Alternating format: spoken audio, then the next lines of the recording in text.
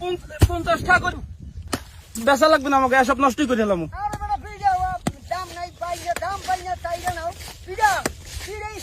এ ভাই তরমুজ ফাড়ান কিনলে কে ভাই?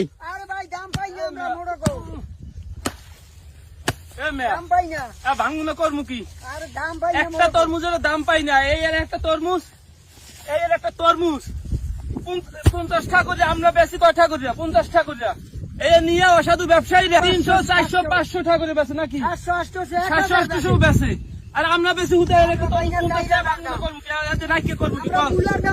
এখন দিয়ে আমরা এই লাখ লাখ টাকা খরচ করে তরমুজ দিছি, তরমুজের আমরা দাম পাই না। হেরা এখন দিয়ে কিনে লই যায় ভাইয়ায়, হেরা লাখ লাখ টাকা লাভ করে, আমরা লাভ পাই না। এর মধ্যে আবার এই কটা তরমুজ দিতে অমুকের চাঁদা দেওয়া লাগে, সমুকের চাঁদা দেওয়া লাগে, এত চাঁদাও দিতে পারবো না। আর অসাধু ব্যবসায়ী অসাধু ব্যবসায়ী গিয়ে দিতে পারবো না। তাই কি করবো কি, এইসব এই যে দেখেন কি সুন্দর লাল টপিকে তরমুজ, এই তরমুজ আমরা আর বেচা লাগবে না আমাকে, এসব নষ্ট করে দিলাম। এর কি করবো কি, খালি চাঁদা দিব আর ব্যবসায়ী অসাধু ব্যবসায়ী লাভ করামু।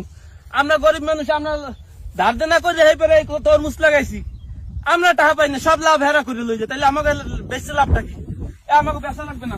আর কোম্পানি এলাকা কয় লাভ হয় না, লাভ হয় না।